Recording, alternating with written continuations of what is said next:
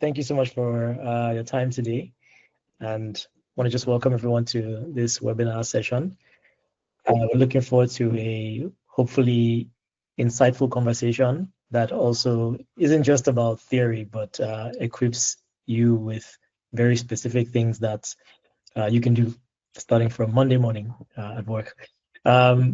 This is one of a series of webinars put on by the TaskTack team. And I guess really quickly, most of you here probably know who we are, given that you signed up for this. But just to recap, TaskTack is a people and performance management solution that helps companies build high-performing teams through both our learning platform as well as our performance management software. And so we try to basically have these webinars in order to build a culture where we can enable experts and leaders to share their insights with other people as well, and have some kind of both mentorship, you can call it mentorship, coaching, peer conversations, but really just to improve our collective knowledge of how to manage and deliver higher performing teams.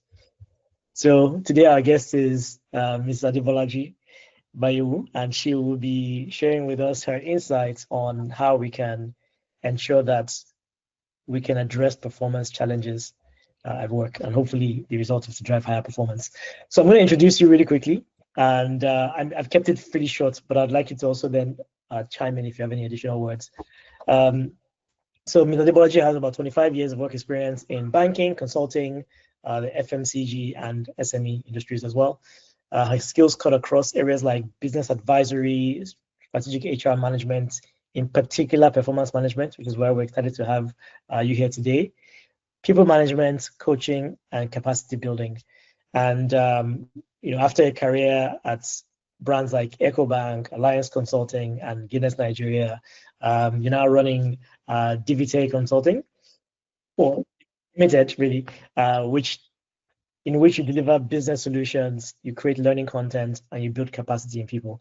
So it is no surprise why you're the one here sort of taking this topic. But I'd love to see if you have any additional words you'd like to add to introduce yourself.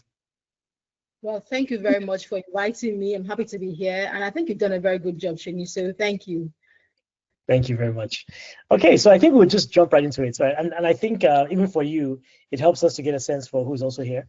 So I usually like just ask people to jump into the comments and just throw in, your name, if you'd like to share your company with us and your role, maybe even your location. So we have an idea of who's joining and where you're joining from.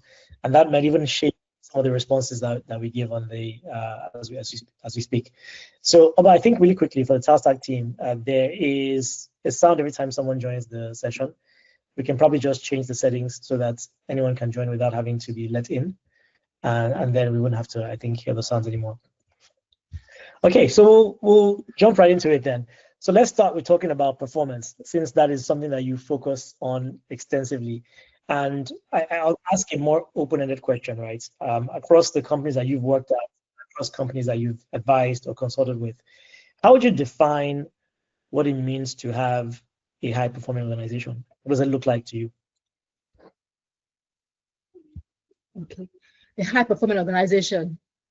One, I'll define as one where the culture supports learning, the culture supports performance, the culture recognizes and rewards performance, recognizes and rewards collaboration, such that by the time we all come together with a good culture, we have the team spirit, we have fantastic and inspirational line managers, we're able to deliver on our goals. So that's organizations that can not only visualize, have a vision, but also support its people to achieve the vision through the kind of culture it has, is a high-performing organization for me. So really, it comes down to being able to deliver, but then being able to deliver is then influenced by how the company itself sort of builds a culture of performance and the ways in which people then come together to drive results, right? I obviously very much aligned with that. And that's probably what all of us as managers, HR leaders, executives are trying to achieve within our teams, of course, right? So why is it that everyone dreams of achieving a high-performing culture, but we don't always get there? What are some of the biggest barriers that prevent us from getting there? We don't always get there. You're correct. And there's so many factors that could account for this. I like to start first from what I mentioned earlier on, culture. So we all want to achieve our goals. We all have big dreams, audacious dreams. We have a vision and all that. And we've said we want people to deliver for us, but does our culture support delivery? And what do I mean by that? So do you have a culture that recognizes and rewards performance in terms of collaboration as opposed to individual performance? So when you have a culture that recognizes and rewards individual performance over collaboration, as I say, two heads are better than one, right? Yeah. It means that the quality of output we get is not as fantastic as it would be if we all collaborated and there was teamwork. If it's all about me, mine, my team, or myself, and how well I can do it, then I'm not likely to work with my teammates to get a good output or work with the next department to get team output. I'm focused on my goals and how I can best shine so that I can get the reward, not how we can shine and we can push the organization forward. So on one hand, that's the culture. Then on the other hand, it's the business processes. Okay. So for example, our bureaucracy. I was speaking with somebody the other day and he said, you know, to get an approval for any initiative, it takes about 3 weeks to roll out to get an approval. Why? Because there are 6 layers of approval. Okay. And so when they come up with a fantastic initiative and they want to roll it out, it gets delayed because, you know, it's 3 weeks. Yes. But they were able to sit down, look at their processes and found out that it was a approval process that was causing this. So they cut it down from 3 weeks, 6 people or 6 layers to 3 layers. And now under a week, you can get the initiative out there. So when you say high effort, low output, at some point in time, they were missing their deadlines, you know, but with this now, they are more able to meet their deadlines. So that's culture, that's business processes. And when we do make mistakes or we go into projects and we learn from those mistakes, or do we learn from the mistakes? We actually sit down and say, okay, boys or guys, what happened here? How do we, what do we learn from here? What went well? What didn't go so well? Do we now go back and tweak our processes to reflect our learnings, or our manuals, our job descriptions, our SOPs remain the same so that the people who know the mistakes we made, when they leave the organization or move roles, then that knowledge is lost.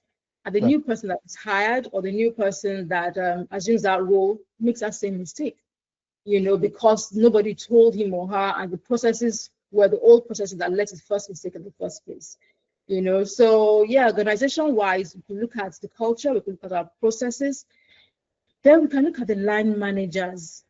You know, sometimes, a lot of times we promote line managers based on the fact that they get technically savvy, they do the work and they do it very well, you know, but how well do they manage people?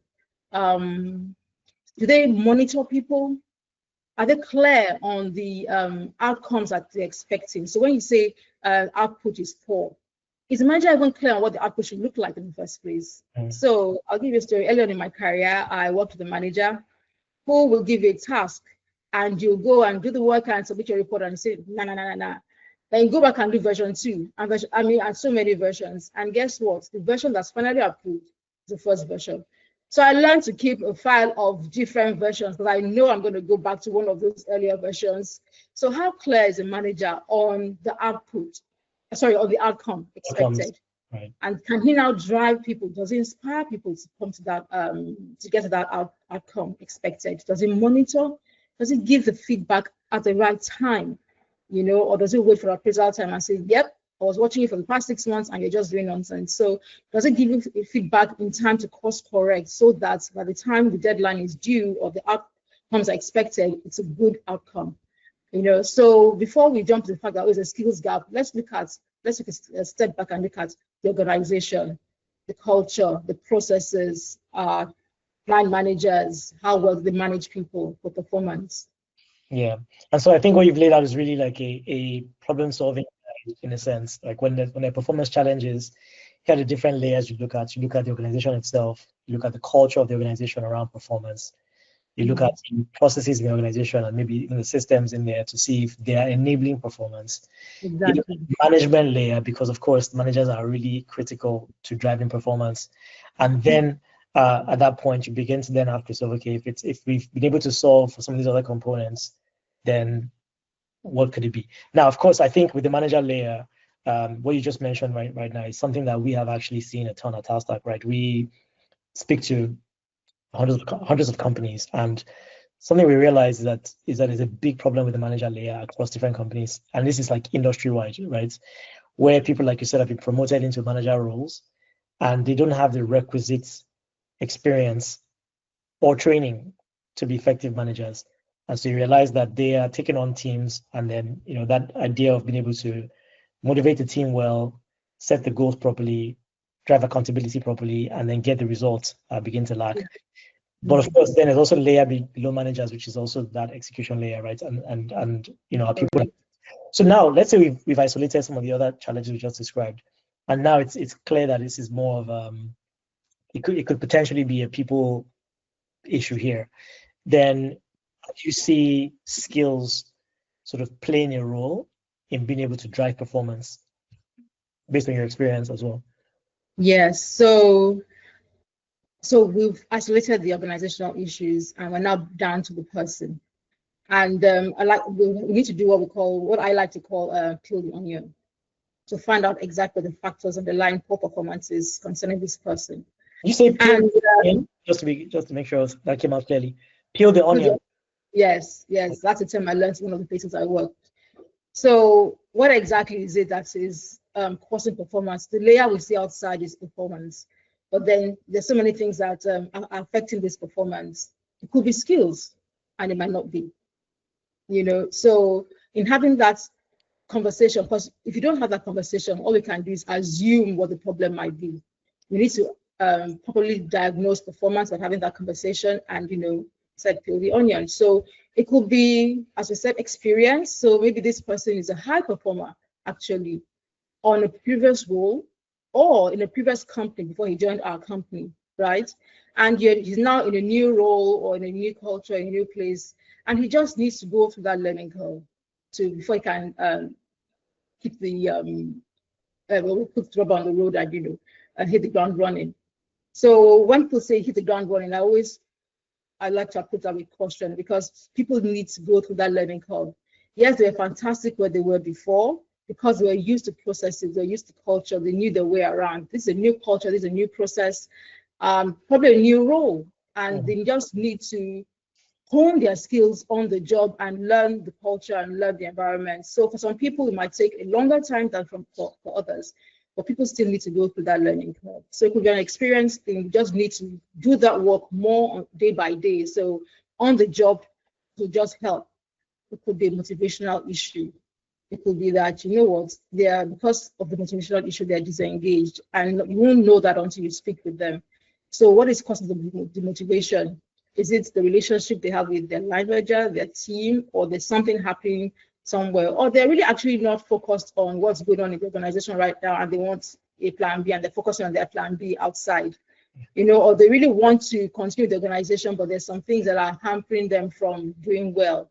And those things could come from the relationship with their manager, like we said earlier on, or the relationship with their team. Is there conflict or is there cohesion in that team? Is there collaboration in that team? So that could be an issue. Or it could be, okay, so I have another example. There's somebody who I learned of who is very good at his job, right? And he works with a company that has branches nationwide. And he asked his line manager, please, can I move from one branch to another? Because my loved one is in a particular state and he's not feeling well, and I just like to be closer to that loved one. So prior to this conversation, he's doing very well on the role. But then he has this conversation with the line manager, and that one says, you're not a doctor. What are you going to go over there to do? You know what? The best thing for you to do is to just stay here and pray that your loved one gets better. You have more value here than there. So what do you think will happen to motivation afterwards? And and enthusiasm and passion and all that, it all goes down the drain, And at some point in time, it could actually be skills. He does not just have the skills for it. So, but you will not know all this until you actually have that conversation with that person. So it's a skill gap. How do you solve that skill gap? Do we train him? Do we just coach him, mentor him? Do we put him in a project, and let's see where he can learn collaboration skills, where he can get a holistic picture of the company, and appreciate what other people go through so that I can collaborate better with them. So providing that gap is skilling and upskilling is not always training, like classroom training. There's so many other things you do to ensure that you develop that person to be who you want the person to be, to ensure the person delivers for you, for the organization. Shane, I think you're muted. Yeah, sorry. Sometimes it's like we just jump to looking at skills, and there's so many different layers that are helpful to look into. And I like that we're not coming and saying skills are everything in terms of diagnosing performance. There are other issues that exist. There's motivation issues, there's enablement issues. And so maybe the first step is, if anybody in this room is responsible for helping an organization to diagnose why their performance challenges, or if you're a manager yourself and you're trying to understand on your team, why am I not getting the best output that I could? Then maybe the first step is, could it be a motivation issue, or could it be an enablement issue within the company itself? Could it be a management issue where the individual in question is not necessarily being supported as best as they can be by the person they report to? And then could it be that individual doesn't have the right skill sets to deliver? And so now let's jump into this skill element, a bit more narrowly. We all talk about skill gap analysis, right? And I think one of the goals today is, again, as people step away, our hope is that you can actually go and do one by yourself, after this call, and at least have the foundations that it takes to go and do it. So what is the true essence of what a skill gap analysis does for you in terms of trying to identify performance issues or solve performance issues? The essence of the analysis is to ensure people can deliver high performance for the organization. That's what we do. So we do it so that the organization can achieve its goals, and it's a sustainable achievement because the people have the capacity and the commitment to do it. So when you're doing a skill gap analysis, you have at the back of your mind, what is the objective? What is the standard expected? And how well is this person meeting that standard expected? So you go into it with that mind frame, being clear on what the objectives are, and then being clear on what this person is meant to do to achieve that objective. We all have different roles. What's this person meant to do, and how well is the person doing currently? So you need to gather data on how well the person is doing currently. If you can say, yes, it's a gap, or no, there's no gap. And let's dig into that a little bit more. So, I'm Shani, I'm trying to do this for my team next week, right? I think you said the first thing is to gather, is to have the goals and objectives, and then go and gather data to support that. So is this simply just, put together a spreadsheet that has the person's job description, or is it some kind of like skills mapping you need to do first to understand what skills are required to be successful? How would you go about even like getting started on this? Okay, so like I said, so having that clarity. So having that clarity will mean we have a competency framework in our organization, and we know the mastery levels expected at each grade level. So the mastery level expected of an entry level is not the mastery level expected for somebody who's a senior manager. So because we have set that out clearly, there's a clear definition of what, for example, being able to bring in business as a salesman is. Maybe at an entry level, the mastery level I expect is not the same as what I expect from middle management person. Yep. So, and if we don't have a competency framework in our organization, because we just don't have one, we don't have the budget of the time to do that we don't have that. We do have a job description, which tells you clearly what the person is meant to do on a day-to-day basis. We also do have a clarity on what the goals you've set for the person were, maybe at the beginning of the period, or what the KPIs for the person are. So we have clarity on those. So those things are the standards we expect. So now you want to compare the person's actual performance against those standards. The standards in the competency framework or the job description. So some job description say you must be excellent at organizing, must be very good at communication. So those are my standards. That's what I expect. So I'll be comparing the actuals I see with those standards. Yeah. And so when it comes to actuals you see, so let's talk about competency framework, which I know some companies will say we don't have that. So yes, if you don't have that, then ideally you have job descriptions. And if you don't have job descriptions, then ideally you've set some kind of goals. People are not just showing up to work every day and coasting. So essentially somewhere within these three different sort of resources, you can understand what the expectations are of that person. Yeah. Now, in terms of data gathering, right? Where would you get the data from? What are the right avenues to go on? So again, I'm shading on Monday morning. I'm working on this thing. What am I putting down as my data sources? The first data source you want to get is feedback. Feedback from people who have worked with this person. So in their day-to-day interaction with this person, what do they see? So other line managers, peers.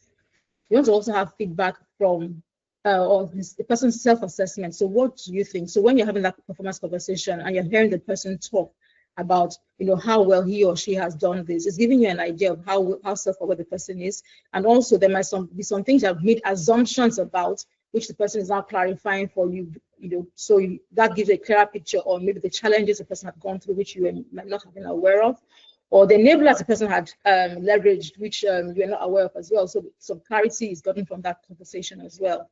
So, and also you might be because as a manager, you have monitored the person along the line. And so you know what you have seen. So from the feedback, from what you have seen and known to be true and verified to be true, and from what the person has said from performance conversations, you can now take all that data together. And then of course, from the output, you're seeing that this is the output. It's not great, but these are the reasons behind a poor output. Feedback from the stakeholders, etc., etc. So you put all that together, and that gives you an idea of, okay, the person's current performance is this, and you understand, hopefully you understand why it is this. Then the next thing is, so what am I expecting? So I'm expecting the person to be very good at closing deals. But right now, it's hardly closing any deal and bringing any business into the business. So is there a gap there? Yes. So the next thing you want to do is, how do I close this gap? So how do I close this gap? You now lean on those conversations you've had to understand exactly what the reason is. Because earlier I mentioned so many reasons will account for poor output. Right. So based on those conversations you've had, what the reason could be. Skills, it could be the system, it could be anything. It could be, it doesn't just have the laptops or the bandwidth or whatever. So based on that, your plan for closing those gaps will now be based on conversations. So you come up with realistic plans, and of course, you also assign responsibilities. Who is going to be responsible for ensuring this plan comes to life? As much as possible, you want that plan to come to life. And also, it's not every gap that you want to close. Why? Because of the time involved, because of the budget involved as well, budgetary implications. So those ones that have high impact or high to medium impact, you want to focus your time and effort to invest on that. And you're holding yourself responsible as a line manager. There could be other resources you want to lean on as well, so help this person. So the two primary people responsible are the line manager, yourself, and the employee, and then any other resource you found. And then you have your deadlines. So by when should we have closed this gap? And what should we be seeing by the time we close this gap, which is already there anyway in your expectations? And hopefully you're able to activate this plan so that the person can start delivering for the organization. So I'm envisioning like a big spreadsheet that has the name of the person, who the line manager is, the department, maybe their role, and then it says, what are the core expectations from a skill level, and it could be based on the competency framework or the job description or the goals. And then I might have a column that says, what are the perceived gaps based on the performance review or based on my discussions with the different people that I've worked with them. And then off of that, it's then, okay, so what are the action plans that I need to take to then close these gaps? Exactly. What time frame do I think these gaps should be closed by? Who's going to be involved in helping them to achieve that, or whatever else whatever other resource we think is useful. Like that's your execution plan, kind of, essentially. Exactly. And in diagnosing the performance as well, you're looking at not only the technical skills, but also the behavioral skills as well. So the person could be very good at what he does, but in doing it, he fights with everybody, he's rude, so there's some attitudinal things that have to be, sorted out as well for him to be that kind of person. We all have that colleague that we worked with that seems to be doing well on the technical side, but nobody wants to be around that person or work with that person. So you want to address that as well. Right. Okay. So I think that's pretty clear. So how do you, because there are two issues I think exist and that sort of come up when this, at least in my experience, when or being involved in skill gap analysis, right? One is something that you already spoke to earlier, which is at times it feels like a lot sometimes. So then how do you prioritize what's most important today? You even said it yourself that you can't invest in every skill. So yes, you want to focus on the most important ones. But how do you determine what the most important ones are? Maybe we'll start there first. Okay. So again, I'll start from the organization. So it could be a company that is maybe banking. Let me give you banking as an example. And banking is so maybe a particular department, they've said, you know what, you want to focus from now on lending to the agricultural sector, climate smart lending to the agricultural sector. How many people in the lending department have that knowledge? 2, 1, nobody. So we shift everybody to that, understand how to lend to the agricultural sector, using climate smart techniques and all that. So that is clearly critical because it is germane to us achieving our goal for maybe the year or the next 2 or 3 years. That's our focus now, and that's how I want to win market share, So, or it could be team level, and we're saying, what's critical for this team is that they need to be maybe HR, everybody has to understand analytics. That's where the world is going into now. We want everybody in HR to understand analytics. So what is critical to us is putting everybody in the analytics class, or it could be the individual level. What is critical to that person, for that person to achieve on their tasks at that point in time that will ensure they achieve, the goal and, make a difference, be a game changer for the organization, for the team, for the department, for the organization. Those are the things you want to focus on, the things that will be the game changers. And I guess that's the way in which also, as HR leaders or people managers, we can also demonstrate value to the organization, is being able to connect the dots between those things and what is considered a priority for the business as well. Right? For the business, exactly. Okay. Now, this sounds like a lot of work. Are there any like shortcuts or hacks this is just the way it is. We have to just do it. Or is there anything you've seen that allows us to bypass what feels like a lot of rigorous work for an HR person, for example? So I would say that the work is done by 2 people or 2 functions generally. The line manager is the primary person because he sees this person on a day-to-day basis, and he will be the one to monitor this person. He's the one that knows this person the best, knows what his skills or strengths are, what he can do and what he cannot do.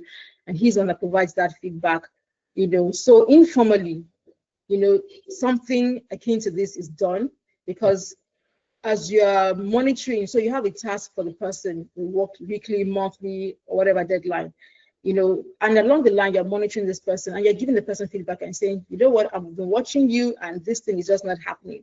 What can we do? Let's arrest it now before it snowballs. And then formally it's done, it could be done according to the appraisal cycle, So according to the appraisal cycle, everybody's involved, all the line managers, HR, everybody sits down and says, yes, we are looking at our people and we are picking out the stars, the people that need help, etc., etc. But I would say that as much as people need it, it needs to be done on an individual level. Yes, it doesn't have to be on a large scale for the whole organization for the whole team. But at some point in time, you'll identify 1 or 2 people in your team who are not putting their weight or who you feel could do better, and you call them to the side and you're saying, there's an issue, let's talk about it. And then formally, we can be doing that on a quarterly or half-yearly basis or whatever, according to your appraisal cycle. Interesting. So there's something you mentioned just now that I think is actually very important to emphasize.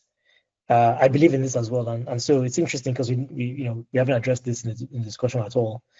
You're saying that the primary accountable person is the line manager, and so obviously because let's say, for example, she's the one that works with this employee, gets to see that employee's performance over time, she's in the best position to essentially identify the skills gaps. Yeah. I think from a lot of companies that I've spoken to, supported, it comes across as the HR person is the one that owns the skill gap analysis. And so the HR person has to ask all the managers, please, give me input on your employees. Then the managers are not really responding and they're chasing them up and down. Whereas I think what you're saying is what I believe is the right answer, which is it's a manager's responsibility to ensure that her team members have the right skills, if that is what has been identified as the gap, right? So can you speak just a little bit more to, is that something that you've seen that is a generally accepted industry belief, or is that something that you are trying to kind of get other people to also align with? Okay, so it is not a generally accepted industry belief. However, there are some companies who have seen that that is what works, and that's what they're trying to push across organization. And at the beginning, it gets resisted by the line managers because they feel they're doing HR's work, but really it's not HR's work. It's actually the line manager's work. HR will be there to give you probably the custodian of the competency framework, understand how the skill analysis action plan should be drafted and planned and executed, will help you with the execution, will give you the advice, so the strategy, the HR people strategy is done by HR. The HR can do the hand holding and guide you and show the line manager how it is done. But HR doesn't have eyes, ears, and everything everywhere at the same time every day. But you, the line manager, you do. These people report to you. They come to work every day and say hello to you, good morning to you. You watch them. You give them tasks. They give the outcome of their tasks to you. You tell them, no, it's not good enough. Go back and do it. And you're the one that sees what they go through, the efforts. So you're the one that is with them on a daily basis. So it's important that you, the line manager, know how to diagnose performance, because at the end of the day, even when HR comes to you, they're in big spreadsheets. It's the information you give them that they'll rely on. Exactly. Yes, they could validate that information, by speaking to other people just to ensure that this line manager is giving the right information. Or they could say, what, I actually observed something different. Let me do a deeper dive into this. Let me put further. But the primary information they'll get is from you, the line manager, and they are trusting that you're giving them the right information because you have diagnosed performance, you've had those conversations, you've monitored well. So yeah. So next time we do this session, I guess when we ask people what their roles are, we should be saying equal parts HR, equal parts managers, right? Essentially, so it shouldn't be just on HR to do all this work. There are people managers. A line manager is a people manager. You move on from being an individual contributor to being a manager of a team. So you do your work very well, but also manage people very well. I think actually think that as people grow up the ladder, they should be assessed on both how well they deliver on the day-to-day tasks, technical tasks, and also how well they manage people. Because like we said, the tone from the top matters. The top influences culture. If they were never trained at some point in time to manage people well, it will speak when you look at the organization culture. Yeah, I think it's interesting that we've kind of gone full circle on this skill gap analysis, because now we've arrived at manager skill gap, right? Which is a skill gap in management, which is very. It doesn't have to be a skill gap in management, no. But it's important that we get it right at that level as well. Yes, but perhaps it is a gap, because that's the skill of managing people. Yeah. Perhaps there's a gap there in many organizations as well. And that's sort of like what we're speaking about as well. So we've seen that in many cases, the skill gap could be an employee skill gap. And yes, it could be an employee skill gap. But in some cases, it's also reflecting on a manager skill gap, where the managers are not able to enable their employees to identify their skill gaps and close them. And so you have this like cycle where, and that's where I guess most senior leaders can also play a big role in sort of building that culture where managers feel responsible for being able to drive skill acquisition. So look, I think we spent about 40 minutes. I wanted to make sure that we had time in case there are any questions from the audience. We can take them. I have more questions I would love to ask if you don't have any, but I'll take a break for a second to see if there are any questions for you from anyone listening in. So now when it comes to I think, let's see, there's a question there. Let me pause there. This question is from Anu. I started a health tech startup with my friends, and we are recent graduates, and our business is not profitable yet, meaning that no one is being compensated in any form. And there is definitely a problem with performance and commitment due to the fact that they are looking for greener pastures elsewhere. So what do I do? So that sounds like a pretty complicated problem. But as our experts, I'll let you give your guidance. He said nobody's being compensated right now. At the moment, yes. In any form. So you're relying on the fact that they believe in your vision, they believe in the business and what you want to do, and there's passion for it. So the currency you're spending right now is your ability to get people to be passionate about your business. So if they're not passionate about your business and they cannot see what you see, and they're not ready to go where you want to go, because we're not paying people right now, maybe they're not the right people for you at this point in time. Pay does do a lot in terms of motivating people, but if that is not common, then you have to get people who are actually as visionary as you are and who can see the big picture and who are ready to get there with you. Yeah. I think that's same opinion I would have, which is that to be something that they believe. I think for most people, even when people say they're being selfless, there's some other metric by which they're measuring what they get out of that situation. Mm-hmm. So it could be, ego. It could be the feeling of being altruistic. Oh, I'm proud because I'm someone that does people favors, whatever it might be. And so understanding that, to your point, understanding what those people want, and then what might be motivating for them, probably would make a difference there as well. And you could sell something to them like, you know what, you're not there yet, but in the future you could be part of a shareholder, you could be an ED, and how good will it be to say you're the pioneer and we're the first to do this? Wouldn't you want your name to be, on the list of top, I don't know what, so you could sell it as well, so that vision, that fantastic vision that you're seeing, let them see that vision as well and what role they play in that future, that could also help. Absolutely. So I was going to ask you the next question, which is, we talked about the journey of creating the skill gap assessment. So now let's say, next week I have this, and I know for my team, here are the different gaps, and here's what I need to do to solve them. You started speaking on the job training, coaching. How does one take that and then get the resources from an organization to support them to make it happen? Because one thing to have the idea, another to actually get the resources to make it happen. Yes, so it's to link this to the overall vision. Okay. It's to link this to how critical it is that if you do not do this right, this person will not be able to deliver for you, and this is what it will mean for our top line, for our bottom line.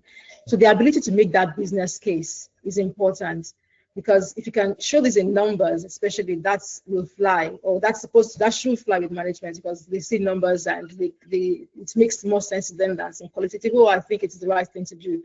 Right. So yes, we think it's the right thing to do, but what does this mean for us in numbers terms?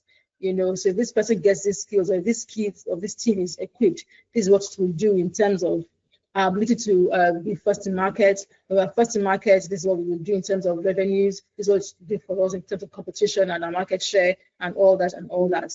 That is more likely to fly than moral suasion. Right. So I guess linked to that, right? Because we've identified that there's mentorship, there's coaching, there's training. When you think about training, and I'll come back to the manager level, because I think we've identified that that's a very critical point of focus as well. What's been your experience with manager training as a tool to drive culture and drive competency and drive skills? Have you found it to be, in general, you think it's like a very important initiative? Do you think it's just, forget training, focus on job learning? Is it something else, focus only on coaching or mentorship? But how would you consider training versus the other different resources available for manager upskilling? For manager upskilling, when it comes to people management, right? Or people management in particular, yes. Yeah, people and general management, yes. Yeah. Okay. So I'll start with people management, and I think it's so critical. Usually when somebody becomes a manager, they probably were not leading teams, they were part of the followers, they will all say, oh, management should, blah, blah, blah. By the time you get promoted and you're leading a team, guess what? You're part of management, because they'll see you as the person that, can interface with managers or with management. So it's important that team leads, middle management, know how to manage people, because just as we've identified, the ability to encourage people, inspire people, motivate them will go a long way in ensuring people can deliver. And when they can't deliver, the ability to know their people and ability to help them to refocus them on the goals goes a long way in delivering the right output for the organization. So it's so critical that you get it right at the middle management level before they start to rise, because when they start to rise, it gets a bit trickier, So, but the middle management level, when you are able to inculcate all those knowledge in them, then they now can consolidate on it as they go higher and higher in management. And of course, when it comes to other technical skills, they need to also brush themselves out. And I don't think people are unwilling to go for training because they know the value when it comes to being able to deliver. The trickier one might be the people management one, because you might feel, why am I doing HR's work? Why are they teaching me to, manage people better? So that's a trickier one, which I think it's important people actually focus on because it makes a difference. And so what happens if the company focuses, on that manager training, the managers are getting much better at much better at managing people, and then they're realizing that the people are not catching up to them. So do you also need, like when you launch manager training, and I know we're deviating from just the pure skill gap assessment analysis, but yeah, I think these things are all kind of tied to each other.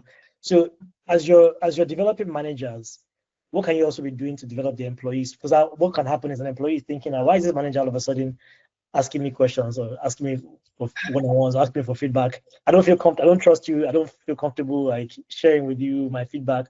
So how do we also enable the employee to then also know that the company is changing its view on management, and managers are going through a program themselves, and help them understand what those managers are learning so that they can know how to interact with them differently in the future? Yeah. So when the company wants to, so they're going through like a change management period, yes. So that communication has to be there. This is where we were before, this is where we are going to. And as such, these are the initiatives we're going to put in place. We're going to be training our middle managers on this because we've noticed this. But we're also going to be focusing on you, the employee, on things like empathy, on things like relationship building. We want you to be able to work well with each other. Yes, we're not be managing teams right now, but how well are you working with each other? Because those skills, when you build them up at that younger level, then it's easier for you to build on it and concentrate on it when you are at the middle manager level. So the foundation, the basic blocks, can come to the entry level people, the assistant manager people, for example, before it now gets to middle management people. But that communication is also key. We are going to be seeing a lot of this, a lot of that. We're going to be asking you questions, not because we want to sack anybody or because anybody's job is online or we want to introduce your privacy, no, but because we want to get better at what we want to be known for, managing our people well.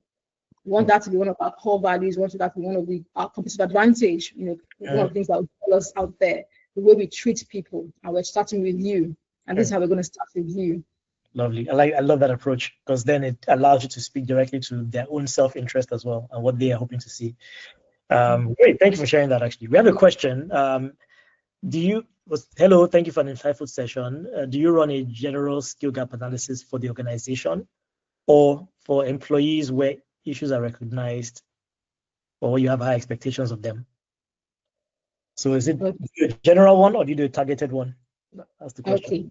Okay. So like I said earlier on, so each department will run one for their departments, especially when it comes to the appraisal cycle. That's important. So maybe half year or end of the year, you run one generally for departments, but then informally, it's important that when you see performance gaps, you address them before it is too late. So when you say organization as a whole, you can start with each department and then consolidate that at the half year or end of the year. Yes, especially when we have critical things that we want to achieve. Like I mentioned, when you said the organization wants to focus on this sector, I want to ensure that we build people in this sector. So we want to build, so the skill gap for the organization can be done, yes. And then you say, okay, who has this skill currently? Only 20% of us. Okay, fine, 80% of us are going for training, no compromises, because we need to win in this sector. But on a general basis, it has to be done on an informal level. So there are different use cases for both of those situations, and depends on what you're trying to achieve. Essentially, the one you decide to do. Okay. Well, did that answer your question, Nkosolu, or do you have a follow-up there?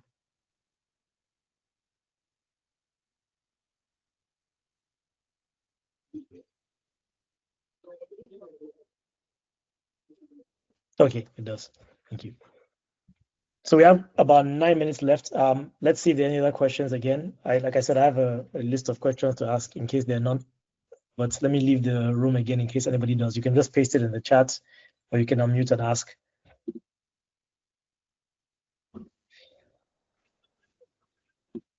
Okay, so I think you started speaking to my next question already, actually, based on what was just asked, which is what's the right frequency for assessing the skill gaps or skills in the organization, where it's not too frequent, so the burden is just so heavy, but at the same time, you're not being left behind because you're not addressing gaps quickly enough or frequently enough. Yeah. I mean, yeah, that's what you already mentioned it. I mean, it has to be addressed, as soon as we notice it, but the general one can be done, periodically, in a periodic way, so that it's not chaotic, because there's a lot of work. Yes. So what frequencies have you seen? I guess let me say, what frequencies have you seen to be the most prevalent? Is it usually like annual, every 3 years, 6 months? So what I've seen is 6 months, because most companies have like a half-yearly appraisal, and then they have a full-year appraisal. So at the point of the half-yearly appraisal, they're looking at the person, what the person has delivered, what has enabled the person to deliver, and what the person has not done so well. So we are starting to get the data for that. So you also want to train the person at the half-year level so that you do not get to a point in time where the year is over and you are not achieving. So it's really done at the half-year and the end of the year. Okay. And what do you think when you just think about companies you've advised, a lot of the consulting work you've done, even the companies that you've worked at and you've done this in, what would you say are some of the things that you should not do when trying to drive a skill gap analysis and also drive skill improvement within a company? What are, don't do this. It looks like it's the thing to do, but don't do it because it's going to blow it up and it's not going to work. Assumptions. Okay. There's no way you can put in place the right intervention based on assumptions, because you could see a skill gap and assume that he needs training, blah, blah, blah. We throw him in the classroom and he comes out and you're still seeing what you saw before the training, but did you sit down and actually ask, So assumptions and bias is very, very are no-nos. You should be very clear on what the performance gap is so that you can put in the right intervention. There's no amount of training that will solve the motivational issue, So that is very important. It's also important to have clarity on what you're expecting. What exactly is the standard I'm expecting? Clarity on that, because otherwise, what are we comparing current skills against or current gaps, current behavior against? There has to be some form of standard. And like I said, even if you don't have the competency framework, then have your clear job descriptions or your very measurable, clear, smart KPIs, so that you can measure this person against it and then can objectively come out with what the gaps are, So clarity on standards, make no assumptions, then you can put in the right interventions. I'm sure there's now this is what I can think of. Yeah, I think the assumptions one resonates with me very well because obviously if you don't know the reality of anything, then how do you actually address that thing, right? So you're probably focusing on the wrong thing, right? So that makes a lot of sense to me. Okay, so I guess we have just about 5 minutes left. I'll begin to wrap up the conversation now. What I'll start with is saying that I found it interesting that we started with manager training and then we ended up with manager again, kind of. And I think it's really interesting. At least manager enablement. Let's call it more broadly, right? And I think that goes just to show that this is really a very important topic. Right now, across all of our customers, right? I think we're seeing this as a big area of focus where people are launching manager enablement programs, which combine a bit of motivation with actual training and skill development, right? And that's a core part of what we do today is we provide companies with a learning platform that allows them to equip their managers with a lot of these people management skill sets, but also the mindsets, right? What does it mean to be a manager, transition to be a manager, becoming responsible for the delivery of work of others, right? And enable yourself to then lead teams, but also back to what we're saying about how the employees have to also be ready to be managed well.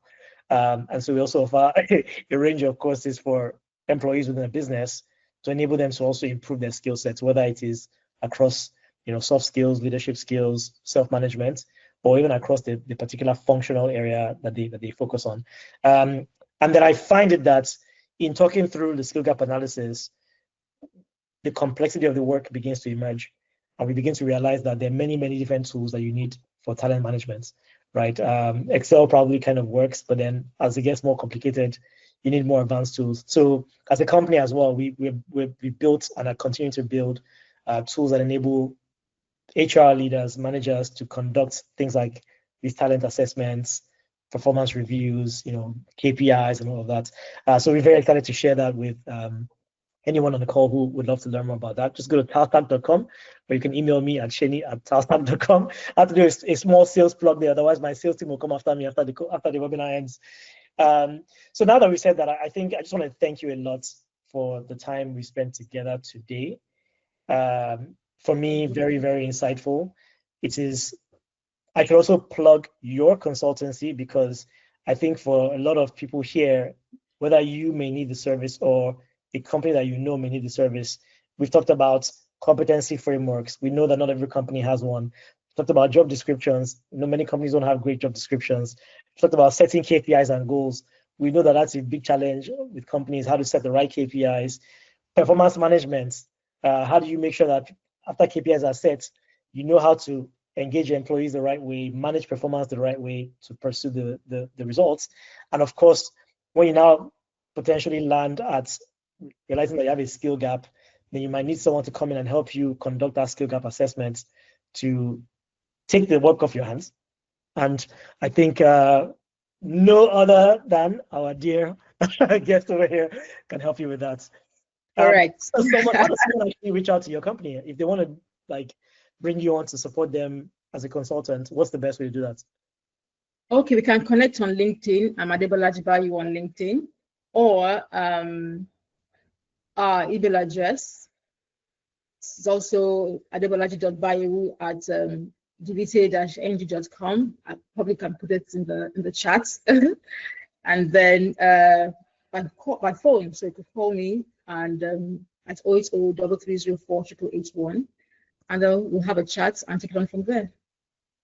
Well, thank you again so much for your time today, and for everyone who joined the call today. Hope you got one or two things out of it. Our hope is that when you're doing this exercise, we've given you some very practical things that you can apply, and also helped you identify one or two things that you shouldn't do, because that might make it go the wrong way.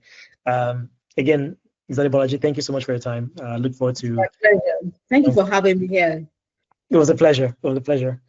Thanks, everyone. Have a fantastic weekend ahead. Today is Friday, so I'm sure most people are ready to go and do interesting things with their weekend. Oh, was there a question at the end? I thought I saw a hand up. No, okay, it wasn't. Thank you all very much. Have a fantastic weekend ahead, and see you soon. Bye-bye.